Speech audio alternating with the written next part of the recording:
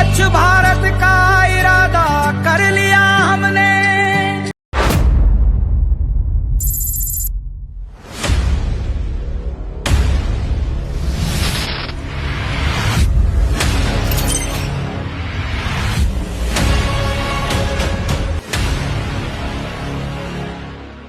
आपके घर नगर निगम की अगर गाड़ी आती होगी तो ये शब्द आपने जरूर सुने होंगे, स्वच्छ भारत का इरादा इरादा कर लिया हमने।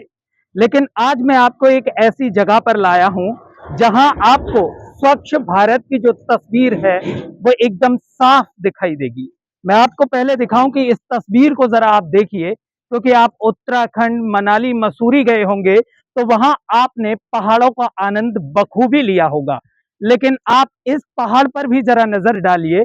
ये जो पहाड़ है वो आपको आनंद तो नहीं देगा, लेकिन हाँ, हो सकता है बीमारी से ग्रसित जरूर कर देगा।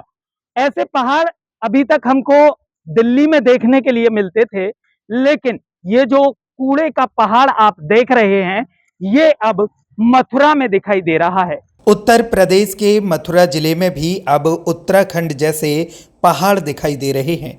वसरता मथुरा जिले में ये पहाड़ पत्थरों के नहीं बल्कि कूड़े के ढेर के हैं। अब तक तो ऐसे कूड़े के पहाड़ सिर्फ दिल्ली में देखने को मिलते थे, लेकिन अब उत्तर प्रदेश के मथुरा जिले में भी कूड़े के पहाड़ दिखाई देने लगे हैं, क्योंकि मथुरा नगर निगम भी अब किसी से पीछे रहना नहीं चाहता। आखिर मथुरा नगर निगम को भी तो अपना नाम रोशन करना है, इसलिए मथुरा नगर निगम भी अब इन पहाड़ों को और बड़ा करने में अपनी पूरी ताकत लगा रहा है, ताकि अपना नाम भी वर्ल्ड रिकॉर्ड में दर्ज करा सके। नगर निगम द्वारा डाले जा रहे डंपिंग ग्राउंड में हजारों टन कूड़े के पहाड़ लगातार आसमान को छूने की कोशिश कर रहे हैं। इस कचरे से निकलने वाली दुर्गंध स्थानीय लोगों के लिए परेशानी बन चुकी है। सैकड़ों ट्रैक्टर ट्रॉली और डंपर मथुरा नगर निगम की सीमा से हजारों टन कूड़ा इस डंपिंग ग्राउंड में ले जाते हैं और पिछले कई वर्षों से लगातार नगर निगम कचरे को डंपिंग ग्राउंड में एकत्रित कर रहा है।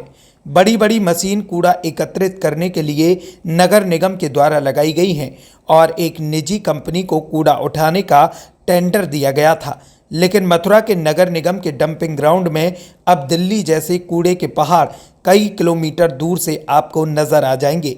बात सिर्फ नगर निगम के डंपिंग ग्राउंड में कूड़ा जमा होने की नहीं है, बल्कि बात उन लोगों की है जो इस डंपिंग ग्राउंड के पास बसे गांव में रहते हैं।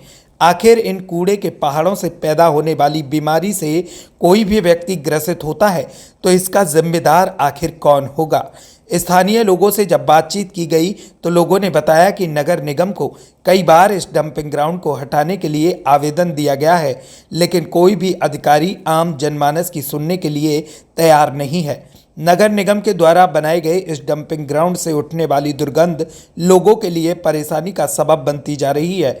स्थानीय लोगों का कहना है कि जब नगर निगम के द्वारा डंपिंग ग्राउंड बनाया जा रहा था तब लोगों के द्वारा इस डंपिंग ग्राउंड का विरोध भी किया गया था, लेकिन किसी भी अधिकारी ने जन समस्या को नहीं सुना और जबरन इस डंपिंग ग्राउंड को गांव के पास ही बनवा दिया गया है। अब एक सवाल हम अपने दर्शकों से पूछना चाहते हैं, क्या प्रशासन के बड़े बड़े अधिकारी एक दिन इस गांव में बिता सकते हैं?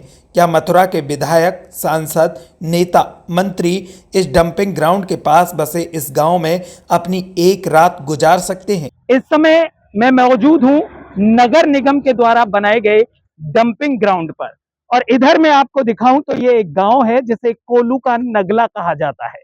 यहाँ लोग रहते हैं और वहीं उसके आसपास ही ये डंपिंग ग्राउंड नगर निगम के द्वारा बना दिया गया है। इस गांव के लिए ये रास्ता गया है जाने के लिए।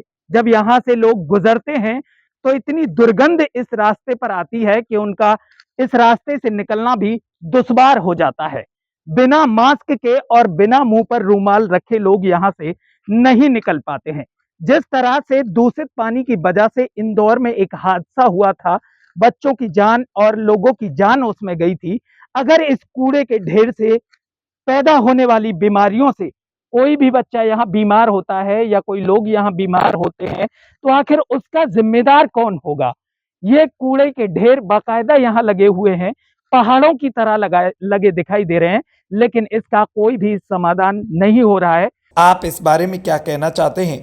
अपना जवाब हमें कमेंट बॉक्स में ज़रूर दीजिए और हमारे साथ जुड़े रहने के लिए चैनल को सब्सक्राइब कर बेल आइकन दबाएं।